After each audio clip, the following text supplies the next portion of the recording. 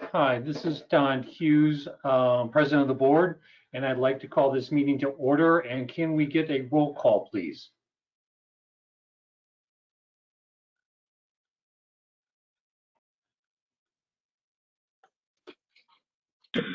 Yes.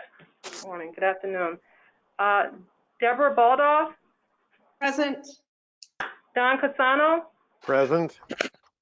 Don Hughes, Present? Dr. Stander, Paula Bonaham, Here. Robert McMillan, Here. Robin Schaefer,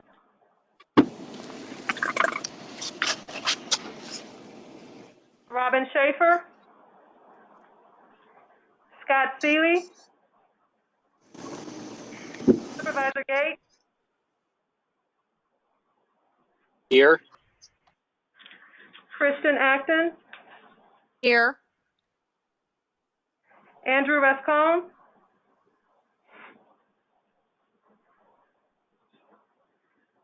I'll give one more call to see if there's any other members that joined afterwards. Dr. Stander, Robin Schaefer, Scott Seeley, Andrew Rascon. President Hughes, I have 8 members present. Turning it over to you.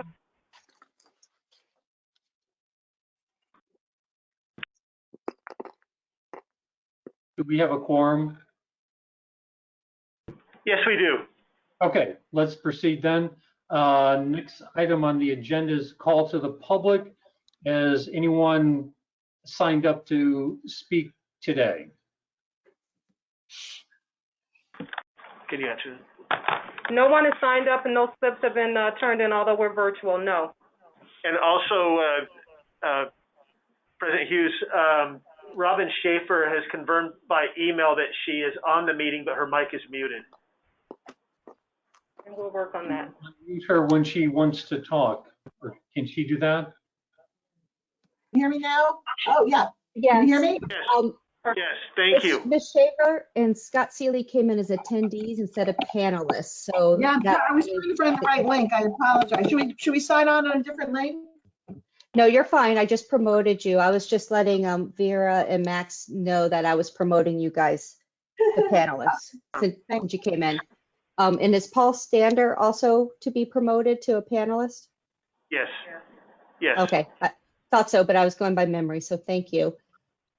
All Is right, he all on? three of yes, all 3 of them have now been promoted. Can Paul you hear me? Stander? Thank you.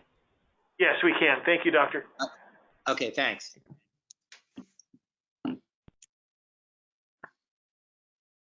Right, since there is no one from the public who wants to speak, let's move on to the discussion and action items. The first one is election for Board of Health officers. I know I've been president for what seems like forever, and it's time for someone else to take the reins of leadership. Mr. President, this is Don Casano. Yes, Don.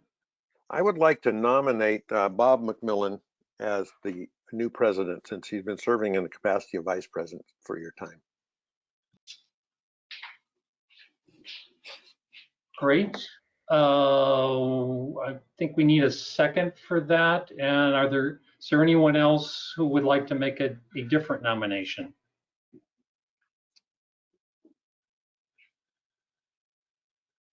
I'd second Bob McMillan. And who is that? Could we? Baldoff, sorry.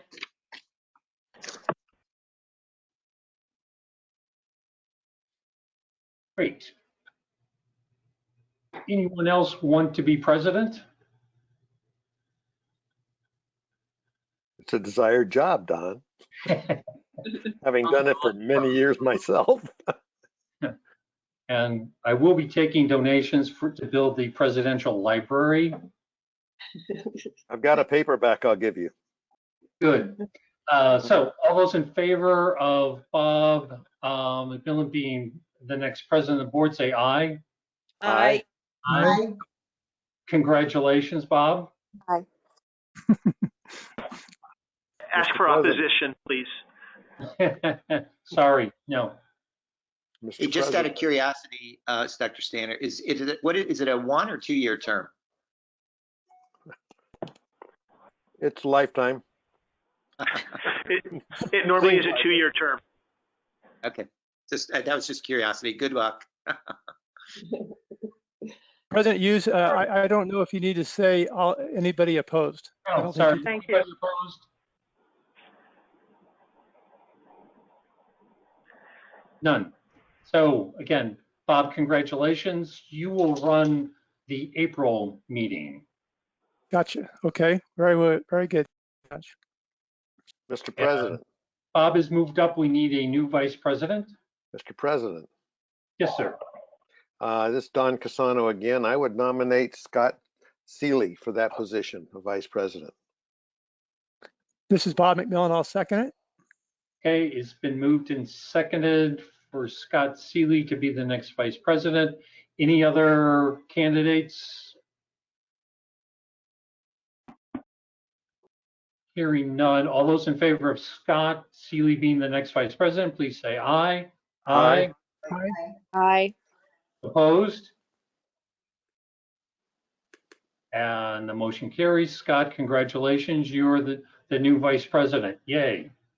Thank you, Don. Just a procedural question. Is this also a lifetime appointment? It does come with chairing the finance committee. Oh, great. Congratulations. It's like being the president of the Senate, the US Senate. So it's a prestigious appointment as well. Super. Thank you. You're welcome. Can I mention, Mr. Hughes, that the information as far as a term is listed on page 3, section 3, if anybody would like to see that. It's for a 2-year period and then an extension of 1 year beyond that is possible. Great. Thank you, Bob. Now, if we can move on to item 2, approval of the October 26, 2020 Board of Health minutes. I need a motion to approve the minutes. I'll motion to approve. Bob McMillan. Thank you, Bob. Any comments, changes needed to the minutes? No, I can second that motion. This is Paula. Great, thank you, Paula.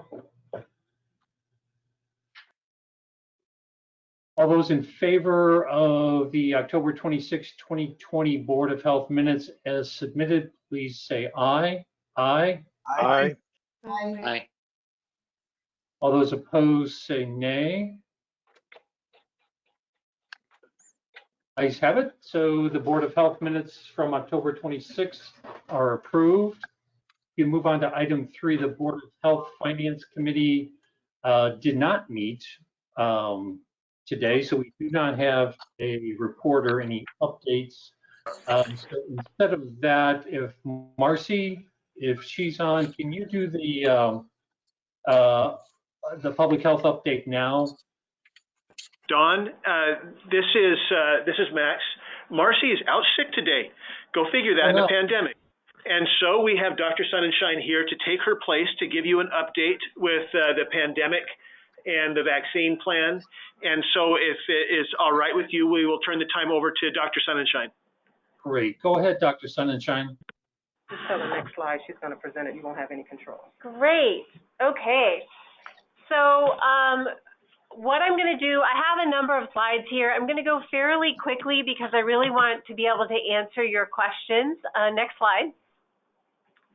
So I just wanted to give you a general idea of where we are. This is in the last 24 hours, and these are as of Friday, January 22nd. We had a little over 2,500 cases.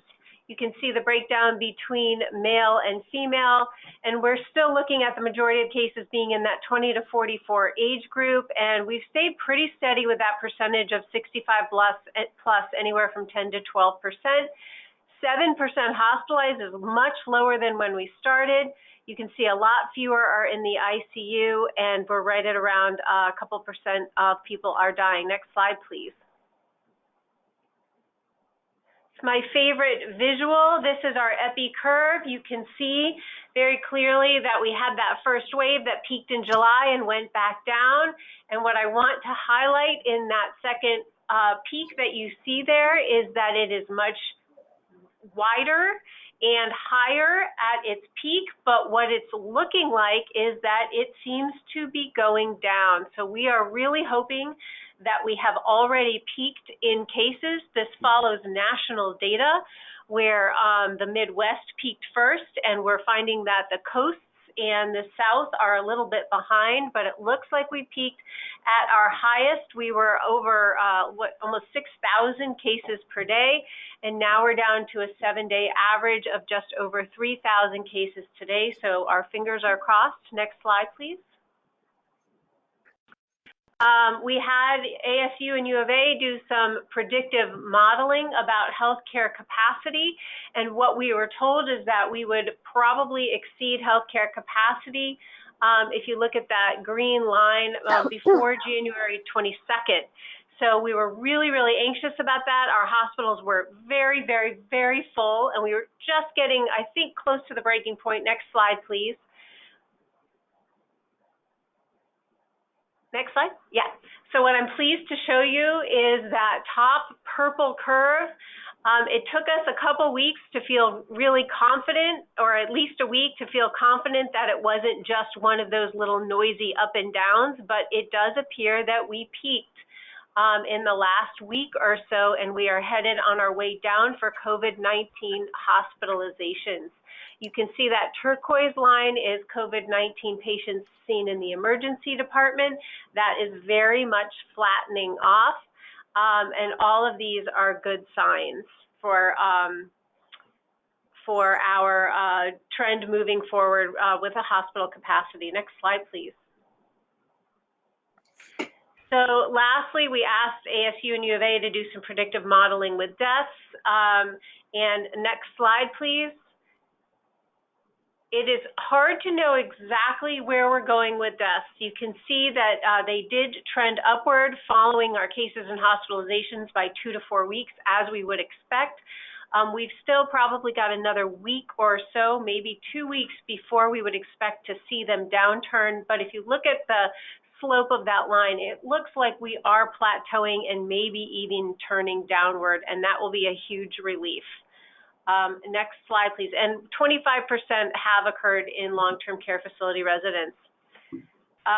Okay, just ignore the fact that that says Marcy. You've got Rebecca. Next slide, please. Just quickly, I'm going to go over the basics of the vaccine. Next slide, please. Just a reminder what an mRNA vaccine is. It is a new type of vaccine that protects against infectious diseases.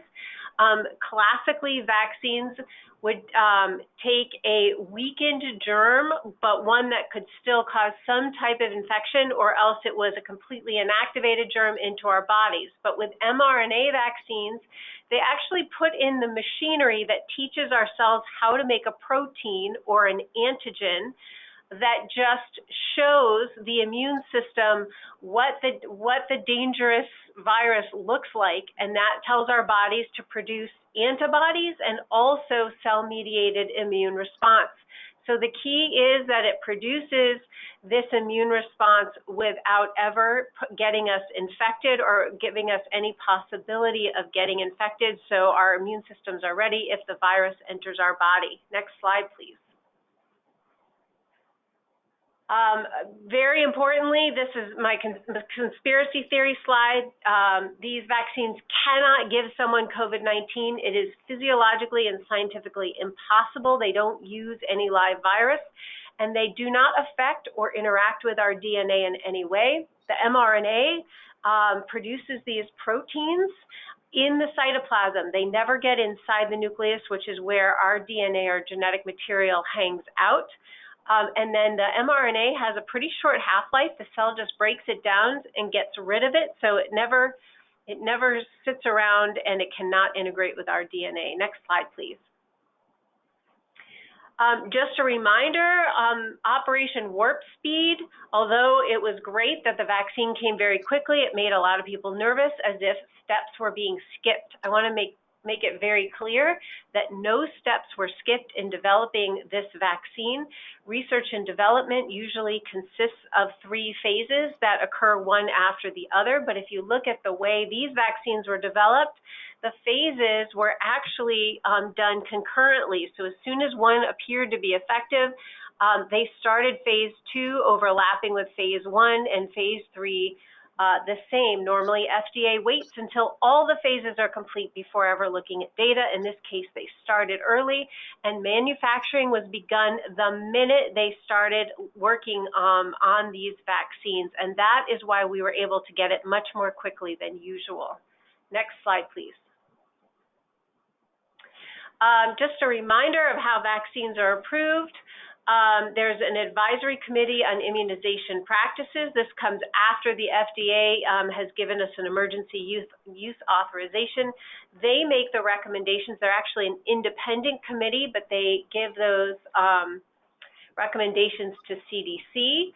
And then the CDC director incorporates those recommendations and makes recommendations to state health departments. We in our state have something called the Arizona Vaccine and Antiviral Prioritization Advisory Committee, or VAPAC. They make recommendations to counties, and counties then have their own advisory committees and pour out the vaccine and allocate it based on the principles usually assigned by CDC and ACIP. Next slide, please. All right, just real quick review. The 2 vaccines that are out there, Pfizer and Moderna, they are both mRNA vaccines. They do not contain the complete virus or the complete viral genome. They contain a segment of the genome that makes the recipient's body generate an immune response as if it encountered the real virus, and then that results in the immune system creating antibodies without being infected. Next slide. Pfizer received its FDA emergency use authorization December 11th. It's highly effective at 95% following 2 doses, a minimum of 21 days apart. It is not critical that you get that second dose at 21 days. CDC is now saying you can get it all the way up to 42 days after, but what we know is that even if you got it 142 days after, it would still be effective. This one's available to individuals age 16 years and older. It requires ultra-cold storage, comes in 1,000-dose batches, and is very fragile, and that's why we had to come up with a special large regional pod system to deliver it. Next slide, please. Moderna received its EUA on the 18th. It says it's greater than 90% effective. We now know it's about 94% effective, requires 2 doses, a minimum of 28 days apart. Same deal, even if you get it a lot later, it still works. This one's approved for 18 years and older. Nice thing is it can be stored in a standard freezer or refrigerator and is allocated in 100 doses at a time. So it's much more suitable for smaller school or district pods or even pharmacies or doctor's offices. Next slide, please. So I want to talk about side effects, and I put it in quotes because side effects are desired effects. They are expected and desired. So when your immune system mounts a response to any natural infection or a vaccination, you're going to have some local and or systemic inflammation. And local inflammation is that injection site soreness, redness, or swelling. And systemic inflammation is fever, muscle aches, headache, and just feeling overall fatigue. The stronger your immune system responds, the more you'll feel those side effects. The healthier and younger the individual, the stronger those side effects will be, and the more your immune system is responding. And people should expect more side effects after the second dose because your body has already been exposed to the vaccine and should already have some immune response built up. Next slide, please. So just to go over what these side effects are, the reason I put this slide here is it's a nice visual to show you that the most common ones are fatigue and headache and joint or muscle pain. But what's really important is these look very similar. Moderna and Pfizer have very similar side effect profiles, and they have very similar effectiveness, so we do not recommend one vaccine over the other. Next slide, please. Put this up here to remind folks that side effects typically start within a day of receiving the vaccine, and they do not tend to last for more than 48 hours. Very rare to have side effects beyond 72 hours. So if you do, your side effects are probably not side effects. They are probably some other disease or COVID, and that's important because we want to differentiate side effects from COVID. Next slide, please. All right, so who should be vaccinated?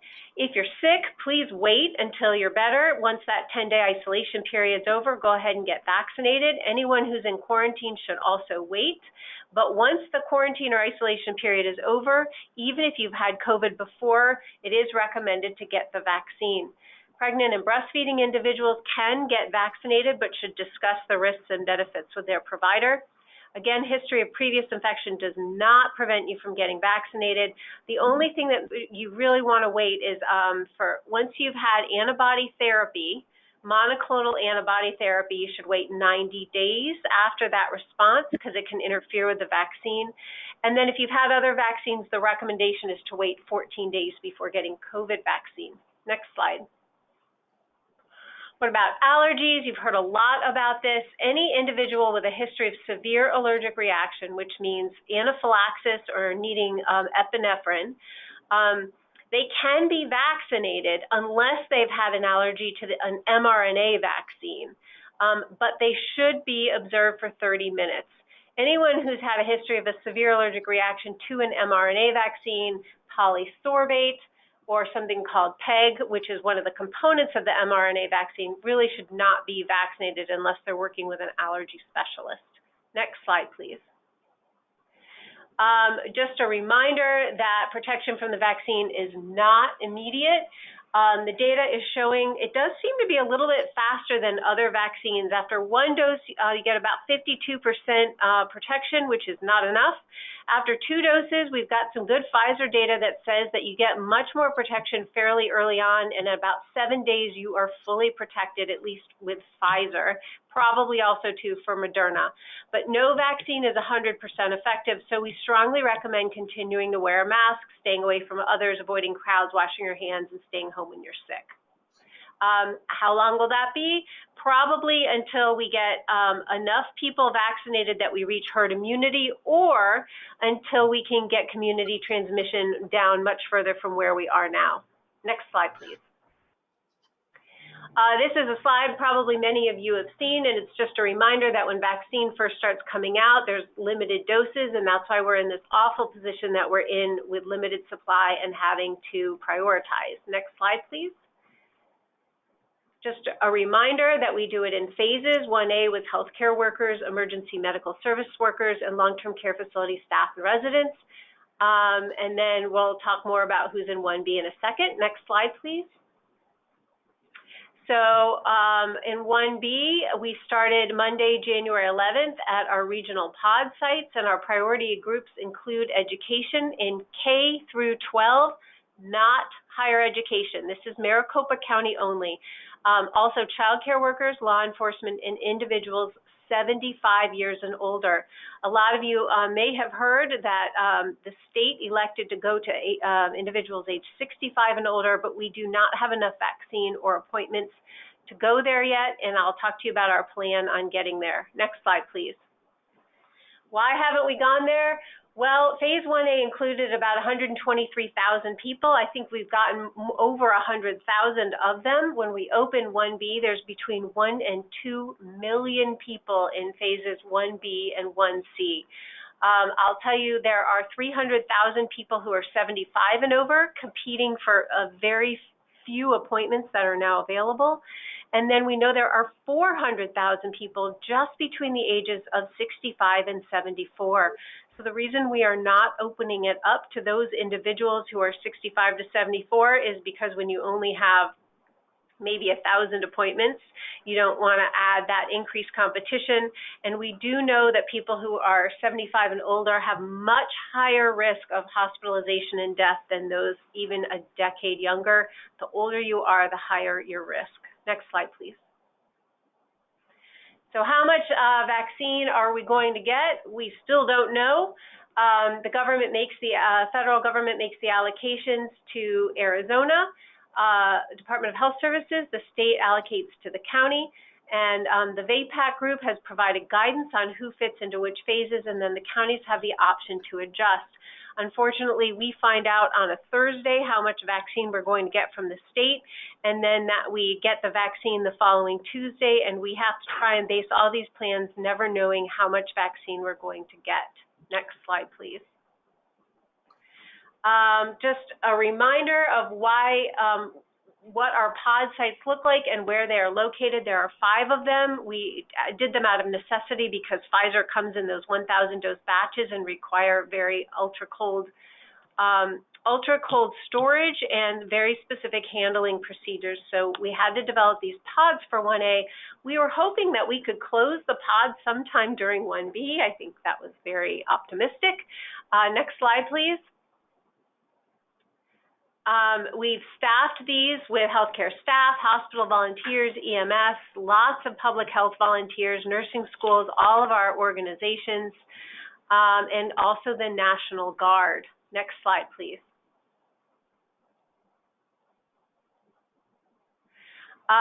Since we opened 1B, we never planned to service 1B with pods only, so we added some additional pods. We opened one today at Grand Canyon University, which offers almost completely second doses because we know a lot of folks have not been able to get their second doses. We have, I think we're up to 9 or more pharmacies that are able to vaccinate those 75 and over. And we also have a number of vaccine providers vaccinating law enforcement. And then we have these K through 12 childcare mini pods. Next slide, please. So what are we doing with K through 12? On January 11th, we started opening up our pods to educators, again, just K through 12. And then on Friday the 22nd, we had our first school pod. It was with Phoenix Union, very, very large pod over the weekend. Those are designed to be on the weekends because we know teachers and school staff are available then, and we want to give them a chance to get their side effects over with before they go to school on Monday. Each pod includes public, private, charter schools, and child cares in the area. And I'm told that this first pod was a whopping success. And many of our schools are set up already to have their pods, and we hope to get all of those done in the next 4 to 6 weeks. Next slide, please. How do we manage all this? Well, Maricopa County historically has not had a technical solution to quickly provide vaccine data to ADHS.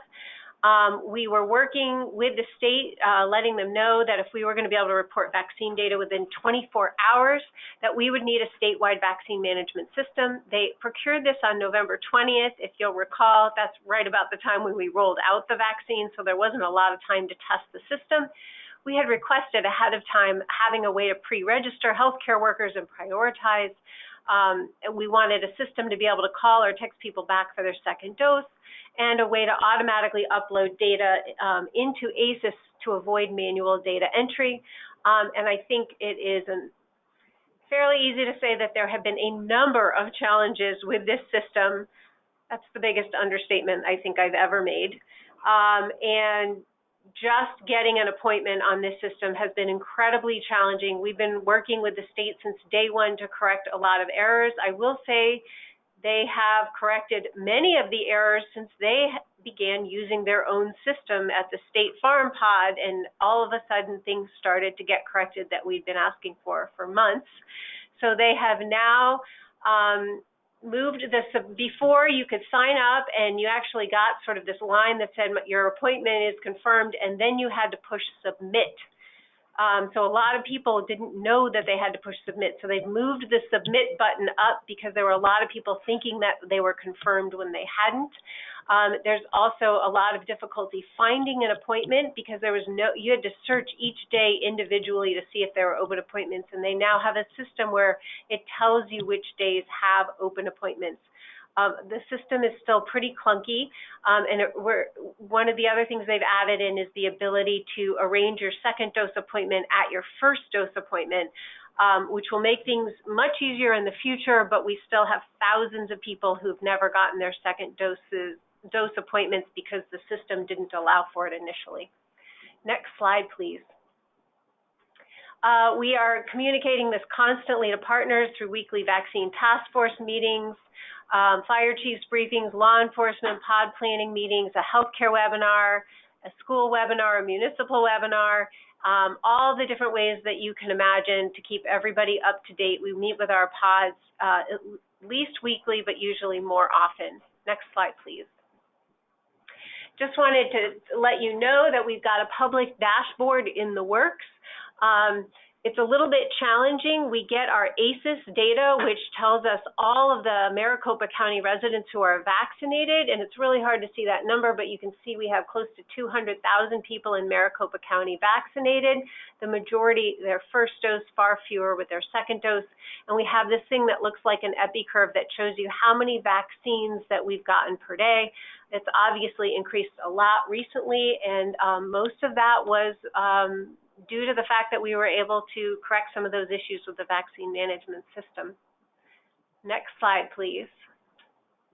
All right, so what we're doing moving forward are supporting those mitigation efforts that are in place to help slow the spread, remind people that vaccine is not 100%, and we will one day get there, but we're not there yet. Partnering to get more vaccine out as it becomes available by opening more pods and working with pharmacies and providers. Pharmacies are getting that Mrna vaccine. We are working so hard to get our long-term care residents and assisted living residents vaccinated. Still from 1A, we've got about 5 or so vendors working on it, some individual providers, and a whole bunch of people from the health department going facility to facility to do that, supplementing the Walgreens and CVS program that came out from the federal level, but I think was fairly disappointing because they're fairly slow and not as much capacity as we would hoped there. We are monitoring vaccine distribution data, and we will be putting that out on a public dashboard. You just got a little sneak preview. That's also going to include race, ethnicity, and age and sex data. And then we are monitoring our COVID-19 surveillance data to determine when we can get to that point where we can decrease mitigation strategies. Next slide. I'll take any questions. Rebecca, this is Don Hughes. I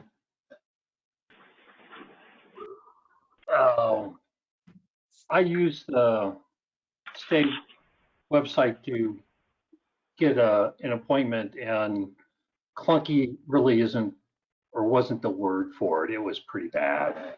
Which is disappointing. It's disappointing that they waited until November 20th to procure a statewide data system and to put this together, since we knew this was coming for a longer time than well before November 20th. And when I look at these kinds of things, I think, could my 88-year-old mother, who is not completely computer literate, easily navigate the system? And the answer was clearly no. She would have gotten frustrated and given up. And that's important. And I don't know if I have a question, but a comment is the county site and system to get an appointment, and the state site, you needed to make it much simpler than what it is now. And even with the changes that the state system has undergone in the last few days, it still needs to be much simpler. You need to increase the capacity that it can handle, both in terms of people logging into the site and trying to get appointments that way, and for those people who don't have computer capabilities or just aren't comfortable doing things online, of which most of those people who are 75 and older, I would probably put in that category. The call centers need to have greater capacity, because I've also heard that problem, that people have tried to call at least the state call center, and they just stay on the phone for 5 hours and they never get through to anybody. We need to be sure that people can do this easily and quickly, and not have to fight for an appointment or get so frustrated that they simply give up. That doesn't do us any good here. So as a comment and suggestion rather than an actual question. Dr. Sonnenschein, go ahead. You may answer. I'll talk to the question later. what I just wanted to say is we completely agree with what you just said. And I want you to know that what we're working on, and it's not, I didn't want to put anything in writing because we have a plan that we're moving forward with, but we've got to get all the parties on board, and there's a lot of moving parts. What we're trying to do is, I lovingly refer to it as our 75 and over and second dose of Palooza. We would like to have a 2-week period where we just absolutely focus on getting individuals 75 and over and second doses into our pods, only them. And we are actually going to have a group of trained people just working to help 75 and over, and we're actually going to register for them over a call center. That is the plan. We're moving forward. And we're having an additional vendor who's going to do an event for 75 and older only. So we're going to have all these ways where they can bypass the system to get them covered so that we can get enough of them done that we feel comfortable opening it up to 65 and over. We hope in the middle of February, but we don't want to do that until we feel confident that those who are 75 and over and want a vaccine can get one. I think Dr. that's- Sunshine, I'm sorry. I appreciate that. There was a letter to the editor in today's paper about someone who got their first vaccine on January 14th, and then they got the follow-up text or email, and there's simply no appointments available for February and into March. And so they're getting frustrated. They haven't heard, what they have heard is that you need to get the second dose within 3 weeks of the first dose. They haven't heard that the actual period can be much longer than that. So there's a disconnect between what we know and what the public knows. And I haven't Agreed. seen public relations or campaign on this so far, and that's also disappointing. Dr. Schaefer, the nurse, one of the nurses on our board. First of all, I just want to thank you for that whole presentation and the hard work that I know you guys are doing. I know you didn't make this ADHS system. I want to tell you I am experiencing it firsthand because I volunteer at the Southeast Pod, so I've been a vaccinator there for multiple days, and it is just so challenging, even when you're working there inside the system. So thanks for fixing that. My question to you, I actually had a few questions. It might be too soon to address the variant and how the vaccine approaches that, but also about the county's volunteer system, because I am very computer literate and I have been trying for weeks to register to be a volunteer through that system, and I still have not been successful. I volunteer through Dignity at their pod, but is there any improvements that have been made, or can you address that? Because I have a lot of nursing colleagues that want to volunteer through that and we can't get through. Thanks, Robin. I have heard that there were that the process was long due to the background check. We have over 4,000 volunteers, so I think what I'm going to ask is, can I touch base with you offline and get some more specifics on what's challenging about it, and we will absolutely work to address those. Yeah, I'll talk specifics because I see you made some improvements, but I still have not been approved. I just want you to know they closed the Southeast Pod today at 3 o'clock and are shipping the 50 doses that they mixed over to State Farm because it was so cold and rainy. So all those people that were online for their vaccines did not get them after 3 o'clock. Yeah, and State Farm had to close their pod as well. So the inclement weather plan had to go into place, unfortunately. And anything about the variant that you've heard? Yeah, so the UK variant is definitely here in the United States. As you are aware, they identified it in Colorado. I just looked at the CDC site. It looks like there's about, and don't quote me on this, 15 or so states that have identified it. The prediction is that by March, it will be the predominant strain in the US. I have seen the reports in the media that CDC has always been clear that it is this variant strain is more transmissible, so it's more contagious, and they've always said that it doesn't cause more severe disease, and that is what their website still says. So I double-checked that before I came over here, although I've seen the same reports that you have, that some people are suspecting that it might be more virulent. So I can't tell you whether that's true or not. I don't feel like I have enough information, but we do know for a fact that it makes things more contagious. And what that tells us is it's going to be harder to achieve herd immunity with that strain than it would be with one that is less infectious. Right, and we're really not sure if the mRNA will cover those.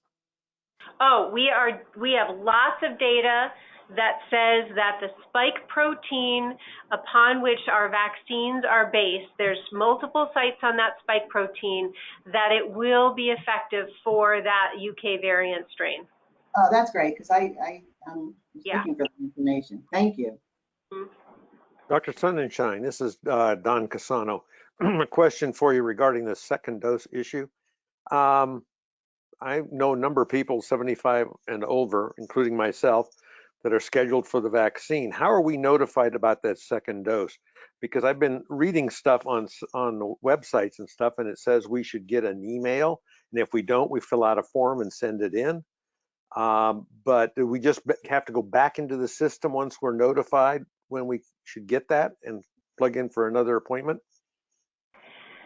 Okay, I wish any of this was easy. So one of the things that I think it's really important that the Board of Health knows and communicates to our partners, and I think this is so challenging, is that not all the pods operate exactly the same way. The ones that are forced to use the state system are the ones where we're struggling to get that second dose. So right now, at the Dignity and the Abrazo pod, so that's the Southeast and the Southwest, once you're vaccinated, you will then get an email that tells you and invites you to sign up for that second dose.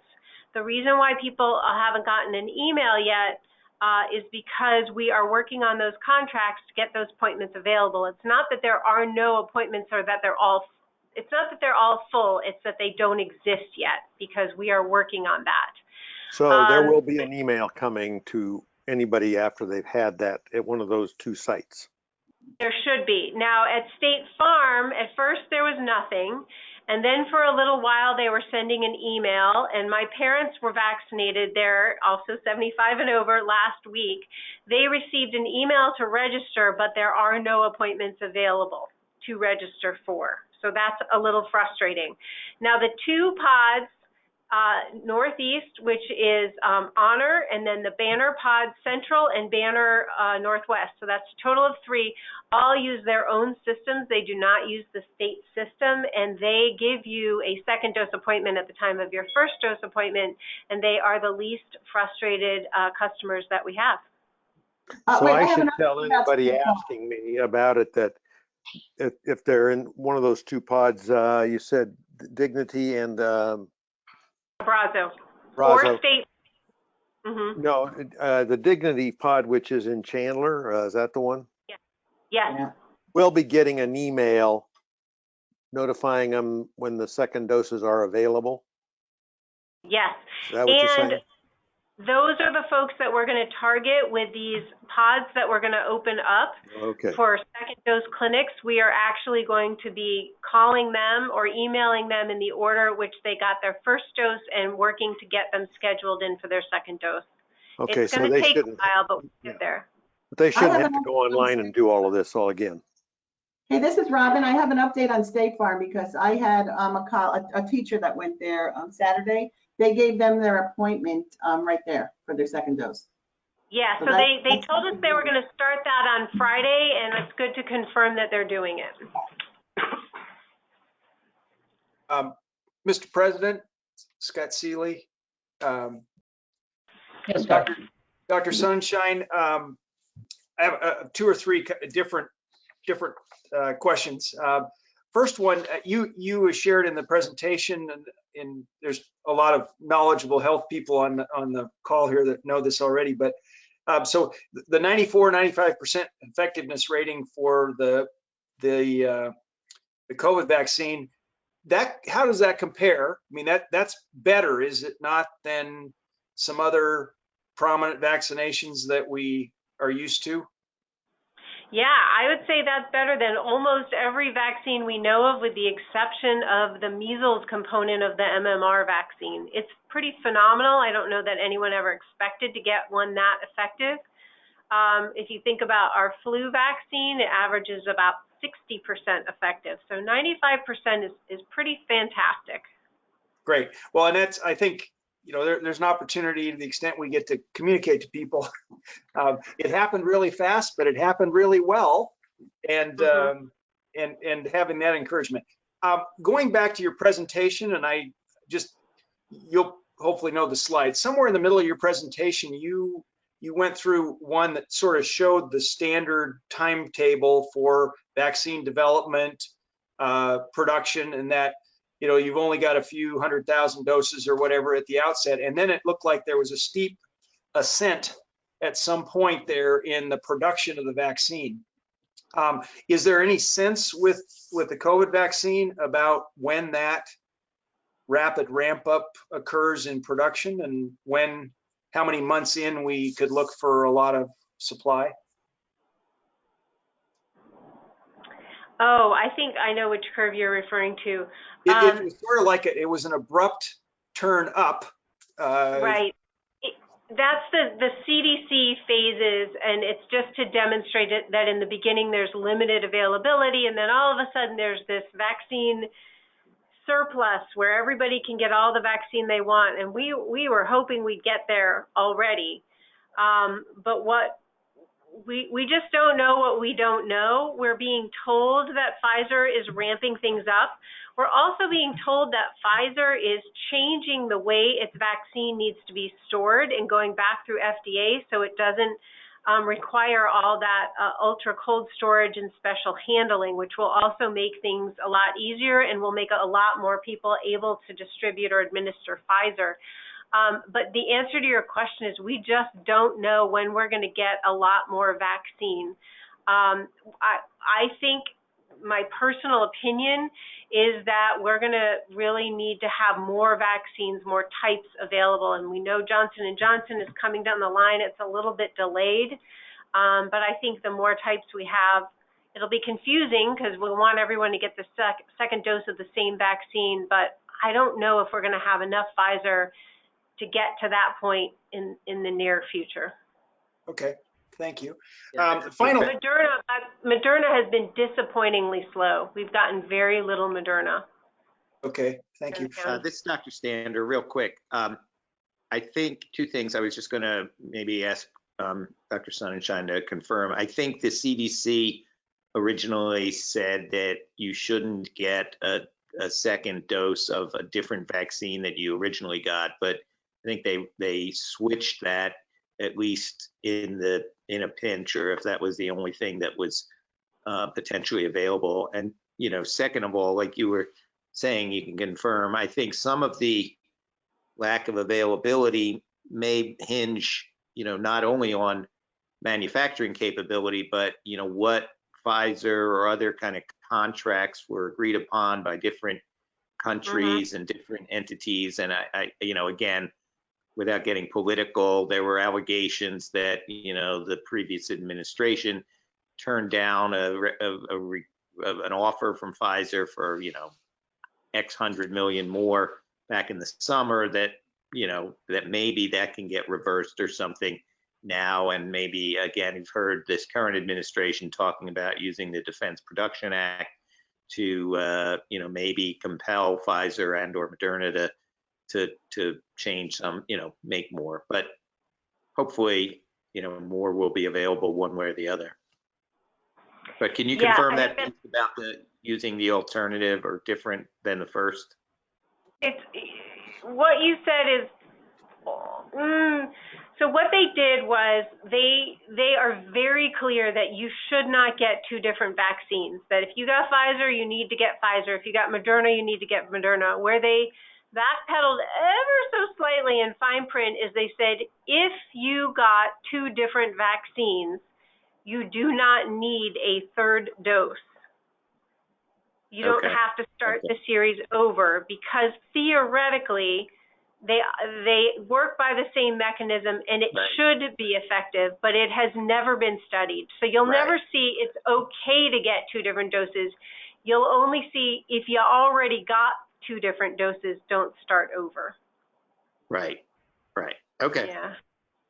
Dr. Sonnenschein, the final thing, I wanted to thank you. I know you have got an extraordinary amount of things going on all the time. And as you know, a couple weeks ago, the Maricopa community colleges were struggling to get the straight scoop on how to get their teachers lined up and all those other things. And I really appreciate you actually jumping in and getting on the phone with their team and getting it, taking the time personally to make sure they were up to speed on what the latest timing was and so forth. So thank you for what you and your team are doing to help knock down rumors and share the best available information while also managing this challenging but successful effort. So thank you. Thank you for that. We have a phenomenal team, and I also want to say that we acknowledge that the inconsistencies between the state and the county and how the approach is. We know that is a communications challenge, and if I could ask the board for anything, it's to help us educate the public on what the county is doing and why, what our rationale is, and that it's truly based on necessity, and that we are following the VAPAC, the state recommendations for phases.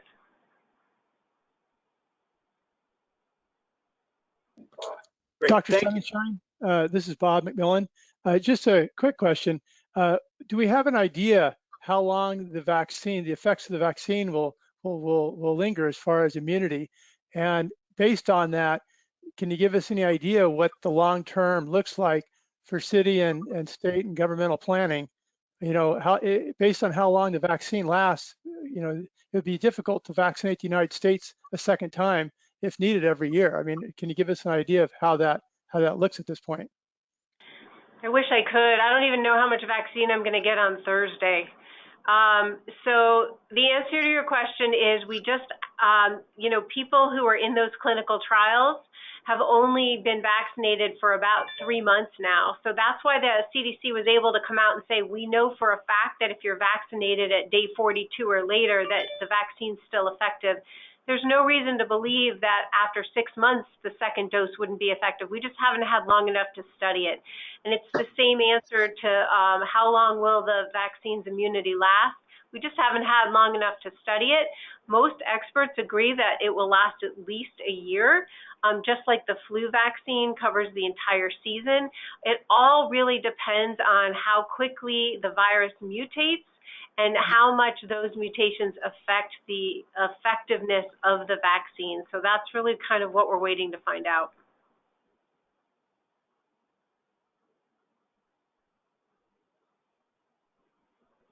Any other questions for Dr. Sonnenschein? Thank you. You guys are doing a terrific job. It was a great presentation. I think we all learned an awful lot about what's going on. Just keep up what you've been doing because it's the best that we can ask for. Thank you so much. We appreciate you all. Just so the board knows, Dr. Sonnenschein needs to leave to go to other meetings. So if you have any other questions for her this time, if you could ask them. And also, as you proceed with the rest of the meeting, if you could also announce that the air quality items that would normally be heard during this meeting will not be heard until the April meeting.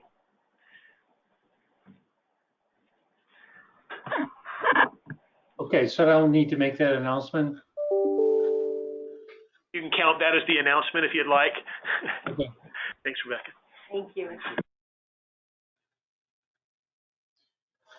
Okay, let's move on to item 4, the public health finance update. Scott? Okay, Mr. President and members, we are halfway through the fiscal year, and in our general fund, we spent 44.5% of the general fund authorized budget to date, and our positive variance underspending to date is $314,000. In personal services, the department we have a positive variance of $1 million, or 17.4%. And we currently do have a higher than usual number of vacancies in the general fund, but it is the reallocation of payroll to the CARES Act funding for those staff working on COVID-19 that accounts for the largest share of the positive variance in personal services. For supplies, a positive variance of $265,000. And this is partly due to the slowdown due to COVID, but also in our lab, our supplies purchases are running behind. It's somewhat seasonal. We had pre-purchased some product as of the end of last year that carried into this year. In our services, we have a negative variance of $392,000. And that is in part the result of the funeral home services for the Community Indigent Decedent Services Program that our vital registration program is running. Those have been running ahead of the original budget. We spent $492,000 already in that program paid to the funerals homes for those services for the indigent decedents. I'd like to note that the county board recently approved $390,000 increase to cover these and related SIDS expenses, but that's going to be rescinded because the CARES Act funding was extended for another year. We didn't know up until right at the beginning of January or end of December that we were going to be able to spend that money during this calendar year, but that is the case. It'll be more restrictive how we spend those funds compared to last year, but we do have that ability. So in that SIDS program, we will be shifting some of those costs this year to the CARES Act.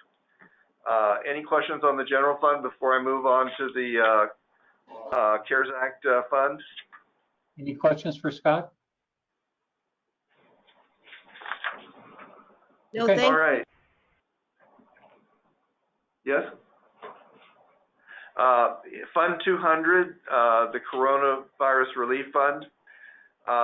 That's the main fund for the COVID-19 response, otherwise known as the CARES Act. And since July, most of this activity is going through the new department D890, not public health, that was created for the response. Some of the costs do, however, remain in D860, our department. And I mentioned already that we've been authorized to spend the CARES money through next December. Total spending in this fund year to date is $1.6 million, which is over the budgeted $1.2 million. However, it should be known that this budget is adjusted to fit our expenditures as needed.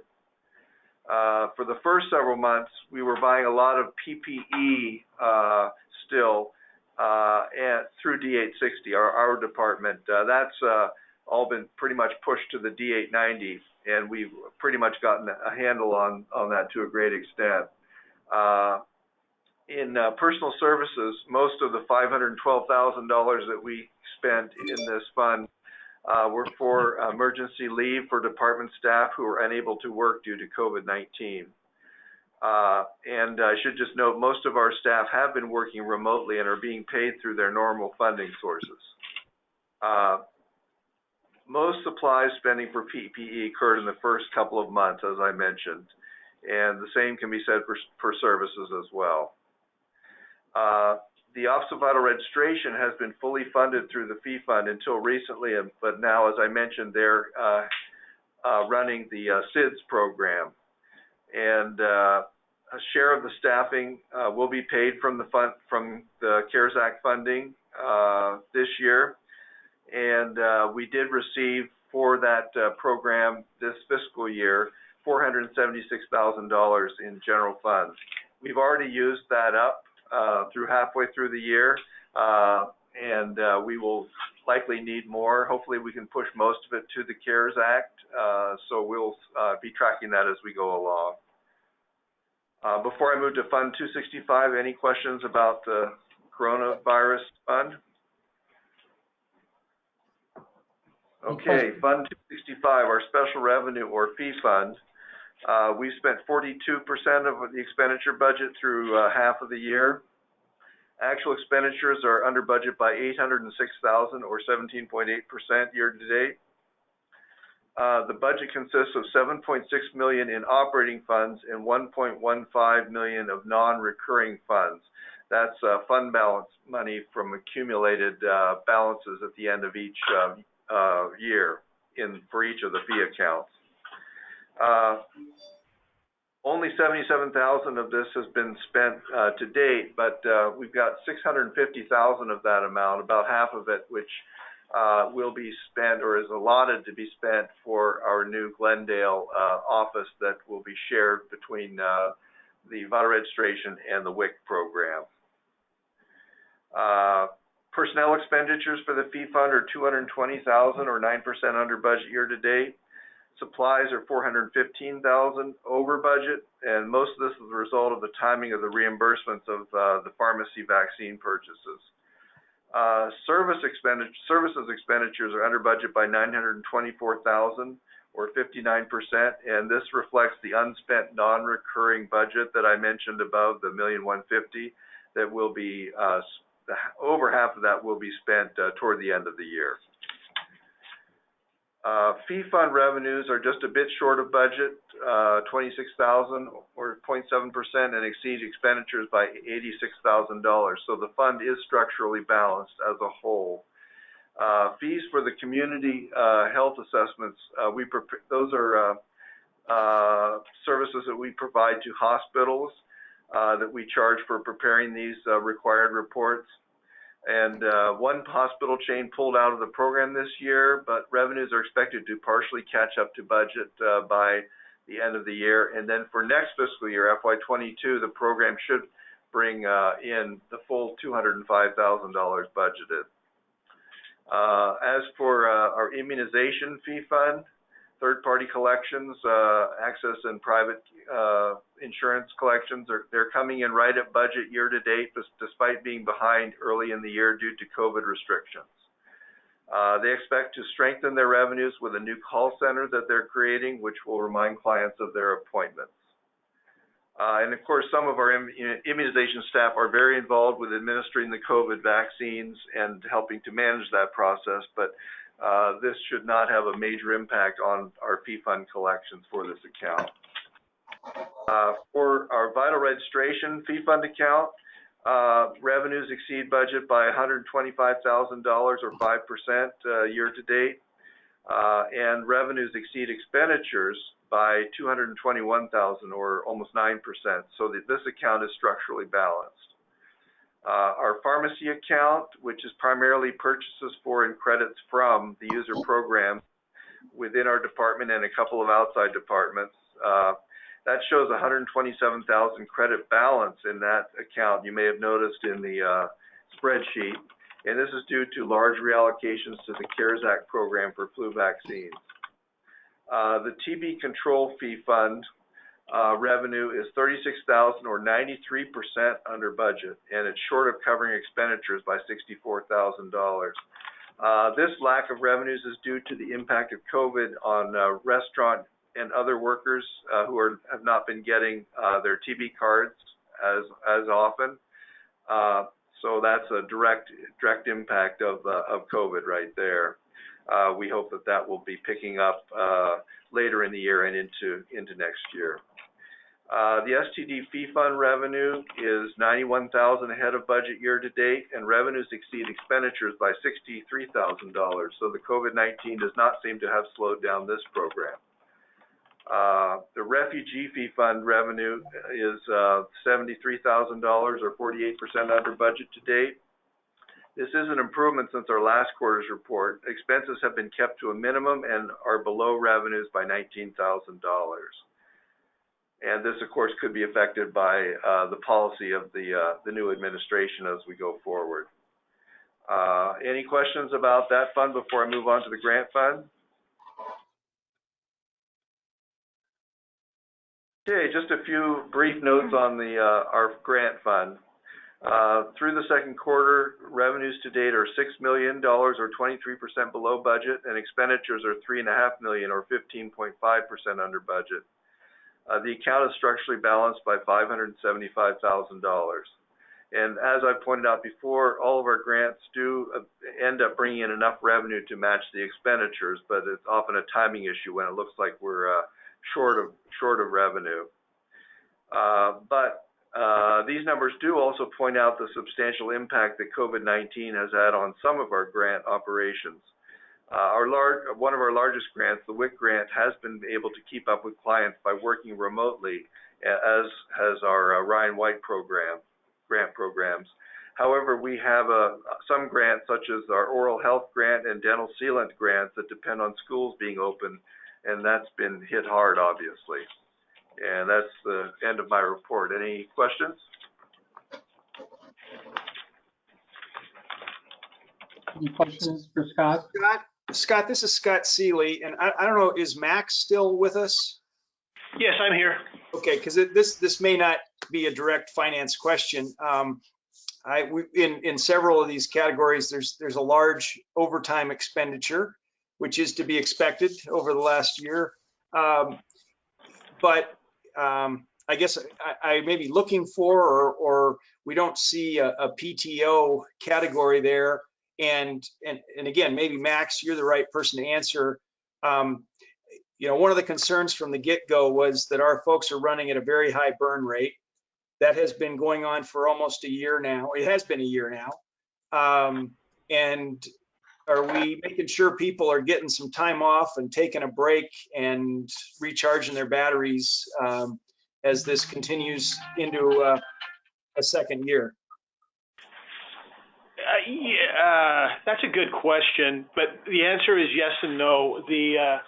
The supervisors, Director Flanagan, Dr. Sonnenschein, and many of the administrators are keeping a close eye on their staff. They are trying to make sure they take time off while it's not a normal year and they're not taking the normal time that they would take off. They are trying to watch their health also and take the time off that they need.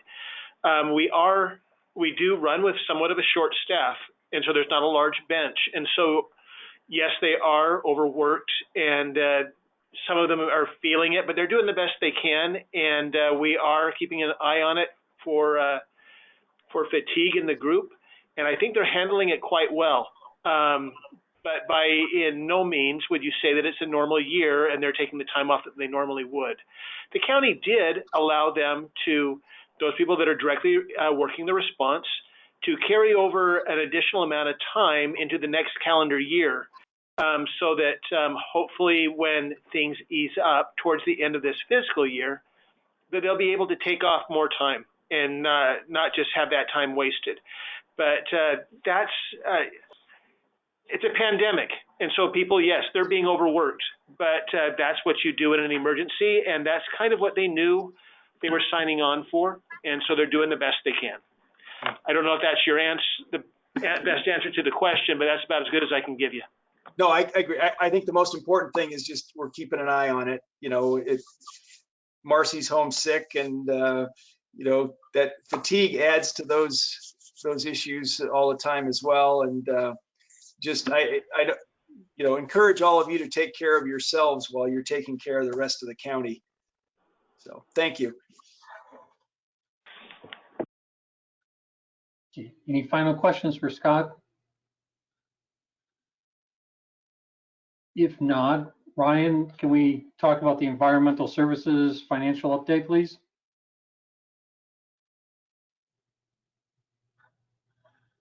Sir, I don't see Ryan on the webinar. Well, there's someone, Is Gus listed on the webinar? Ryan and Gus? Gus is not on the webinar either, nor is Darcy. Okay, let me follow up with them. They said that they were both ready and waiting. While we follow up with them, Mr. Hughes, why don't you continue with your next item? okay. Item 5, the fee waiver. Ken Coughlin, please.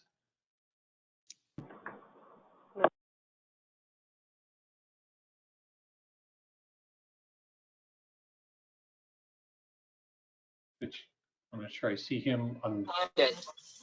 Okay, now I just see I'm unmuted. Can you hear me okay? Yes, we can. All right. Good afternoon, Mr. President, members of the board. This quarter, we received 21 new applications for permit fee waivers, and the applications were reviewed, and we've determined that they all meet the criteria that's outlined in the Maricopa County Environmental Health Code. Just as a reminder, only an operator of a charitable nonprofit establishment, which operates to provide relief solely to the poor, distressed, or underprivileged, may apply to the Board of Health for a waiver of a permit fee.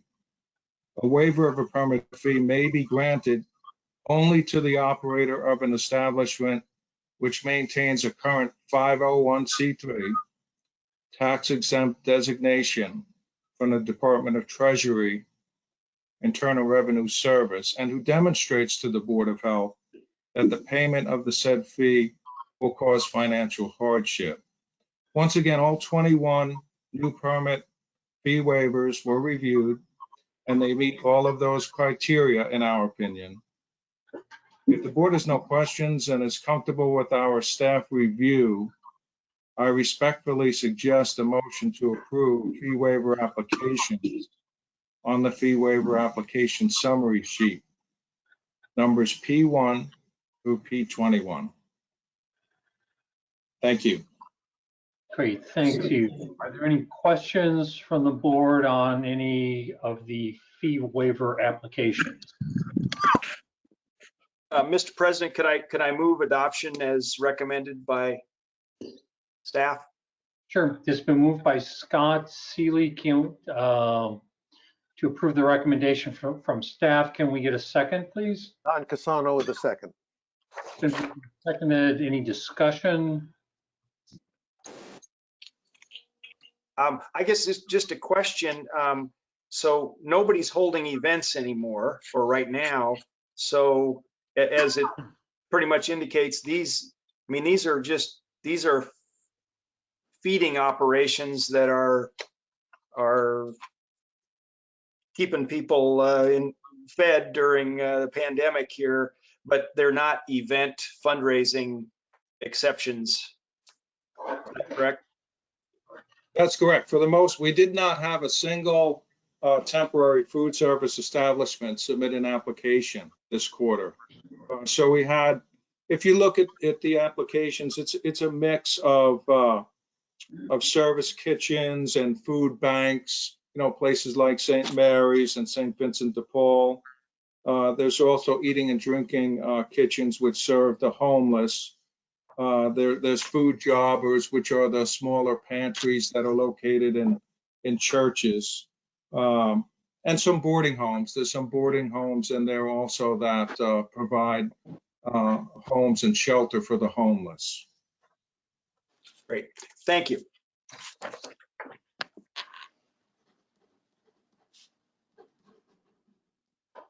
Any other questions? Mr. Hughes, OET is calling Gus Martinez and Ryan, I don't know his last name, with environmental to see if he can get them on the phone now for their finance report. Just hold it just a minute, they'll get back to us. Okay, it's been moved and seconded. All those in favor say aye. Aye. Aye. Aye. Any opposed? The ayes have it, and the recommendation has been approved for the 23 fee waiver applications.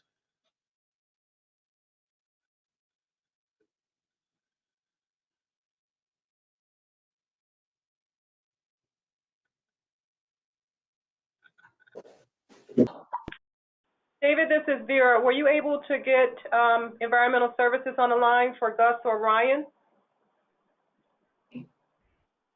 Well, they're not on the line yet. Okay. Seems like they may be having some technical difficulties, as one would say, as in everyone, correct, today? Do we want to give them just a few more minutes? I believe that is the last item on the agenda. It is. If nothing else, I'll call myself since I'm able to reach them, and I'll put it on speakerphone if that's acceptable. Okay. One moment.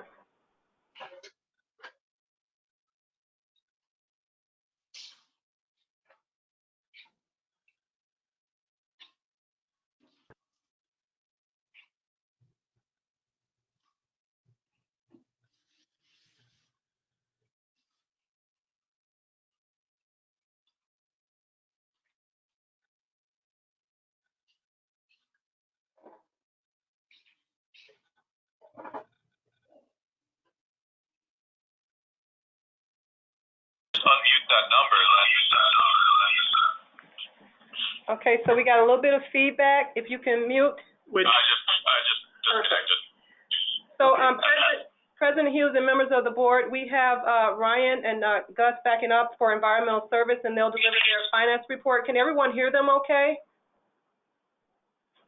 So this is Ryan speaking, just as a test. Members of the board, are you able to hear the call okay? I can, yes. I can hear it. Yes. It'll work. All right, Ryan, will you proceed, please? Well, thank you, Mr. President. Apologies for the technologies. I think we were called in the whole time, just unable to get unmuted or something happened there, as happened here. So I'm Ryan Hatzinger. I was just hired as the new finance manager for environmental. I'll be presenting the second quarter for the department. Just as a reminder here, environmental services has three funds it administers. It's general fund, it's tire fund, Fund 290, and fee fund, which is Fund 506. The general fund comprises our vector control and waste resource divisions and compliance expenses. The tire fund is self-explanatory. It's used for tire recycling related revenues and expenses. The fee fund, it's our largest fund and is composed of our environmental health division, water and waste, and has the majority of our overhead and quality compliance expenses and revenues. For this presentation, I'll be going through a review of each fund as it stands with the budget 6 months into the fiscal year. After each fund breakdown, I'll offer an opportunity to ask any questions. To begin, Fund 100 is reporting revenues 90% over the year-to-date budget and expenditures 8% under the year-to-date budget through period 6 close and fiscal year 21. All right, Fund 100, the general fund, is funded by the county general fund subsidy. Environmental services collects enforcement revenue from non-permitted activities. These fines are associated with violations of the Environmental Health Code by persons and organizations not subject to obtaining a permit. In addition, Environmental Services Waste Resources and Recycling Division collects transfer station fees for refuse services provided to citizens across the county. The general fund is reporting expenditures 8% or $400,000 under year-to-date budget through period 6 close. This amount is primarily attributed to positive variance in supplies and services, costs around $185,000, and a positive expenditure variance of $110,000 in personnel. A lot of this variance is attributed to this light rain year we're having, which is ironic as I stare at rain out now, but we haven't had much at all this year, and that has resulted in less mosquito outbreaks and less purchases, helping our positive expenditure variance. However, as it's rained, and what we've been planning to do is make a series of large chemical purchases over the next 6 months in an effort to be best prepared for the future unpredictable weather cycles relating to mosquitoes and mosquito outbreaks. As well, the positive expenditure variance in personnel is due to positive vacancy savings attributed to turnover in vector and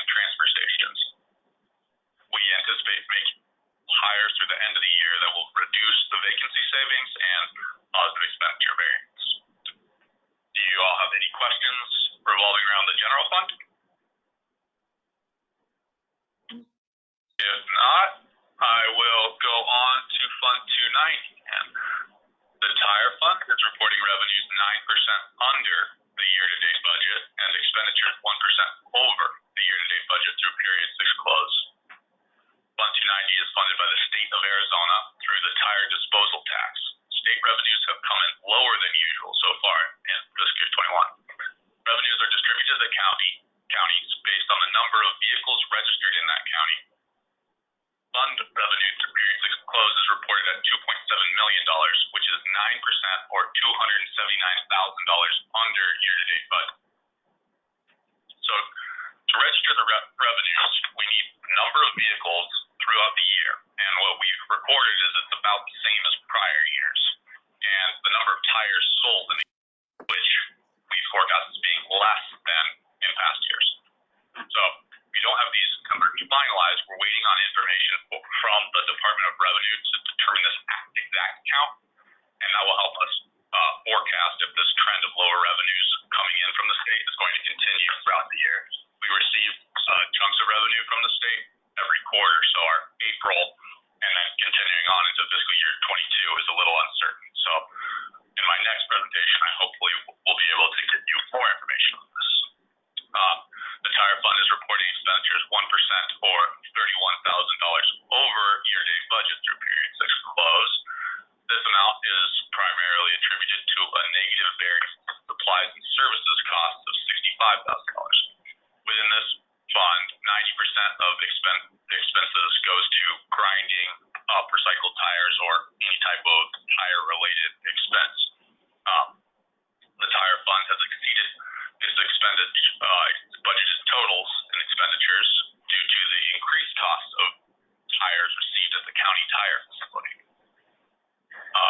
The Environmental Services Department, we've submitted an appropriation adjustment agenda item to alleviate this issue for the year by taking excess expenditures out of our department's $3.1 million reserve of fund balance. It's been built up over several years, and so we're in a fine spot to continue.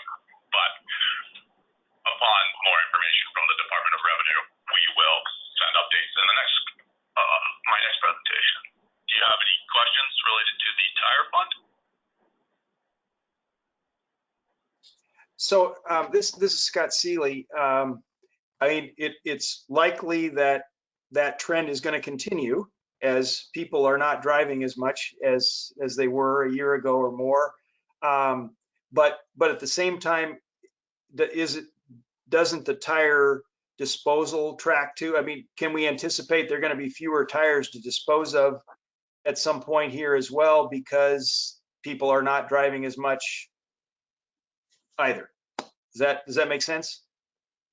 It does make sense, and it's pretty difficult to forecast.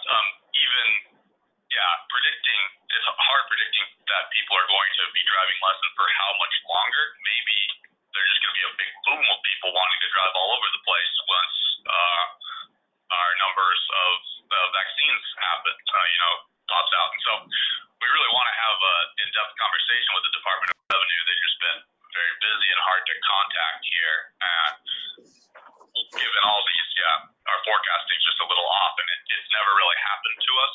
This is the first year that our revenues have been less than our expenditures. And so it's just a wild year. And so given all this, hard to predict, and hopefully once we have this conversation with the Department of Revenue, we're going to be able to give a firm prediction for how much longer this will continue.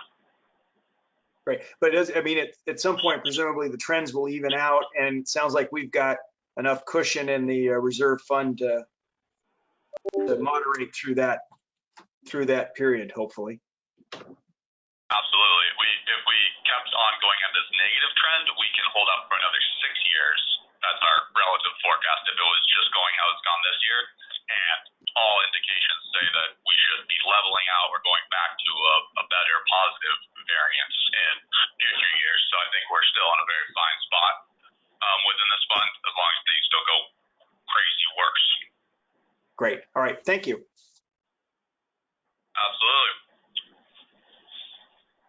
If there's nothing else on this fund, I'll go into Fund 506. And as it's our largest fund, I'll do a little bit of a recap on our different types of revenues with the fee fund. So it collects revenue primarily through food permitting fees, mobile food permits, treatment plant permits, wastewater permit fees, pool and subdivision plan review, and a few lower sources of revenues. Fund 506 is reporting revenues 3% over year-to-date budget and expenditures 11% under the year-to-date budget through period 6 close. 506 is funded by permit fee and fine revenue. Revenues through period 6 close are reported at $11.3 million, which is roughly 3% or $289,000 over year-to-date budget.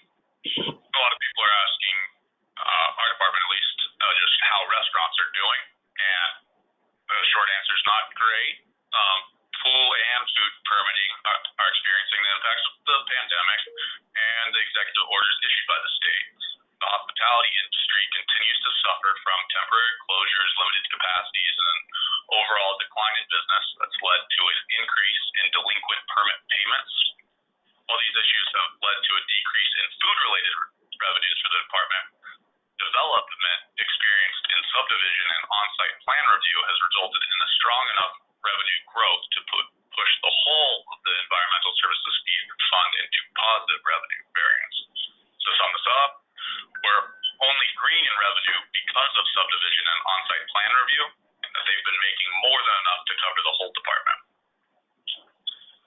Expenditures through period 6 close in the fee fund are 11% or $1.3 million under year-to-date budget. This positive variance is primarily made up of supplies and services in the amount of $242,000 and personnel services in the amount of $1.03 million.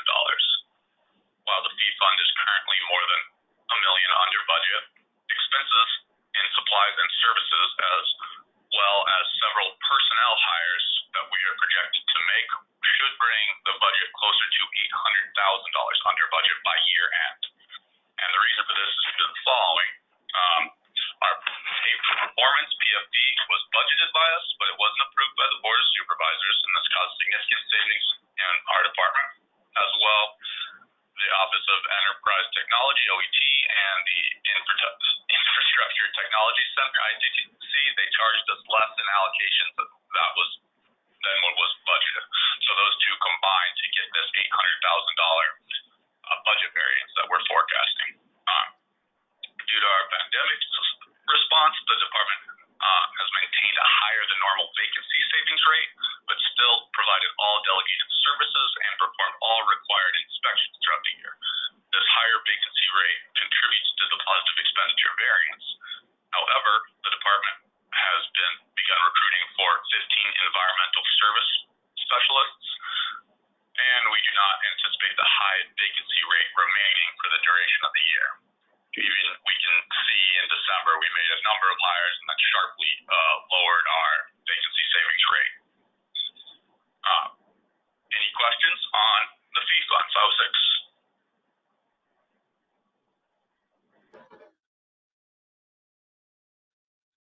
If there are no further questions, that is all I have for my presentation. Thank you for having me, and I look forward to coming to present the fiscal year 22 budget at the next meeting. Thanks, Ryan. So I think that concludes our agenda for today. Any final comments, suggestions, or questions? Don, this is Don Casano. I just want to express my thank you for your service as president of the board and the handling of some difficult situations we had over your period of time. And I also want to congratulate Bob and Scott for agreeing to accept the challenge.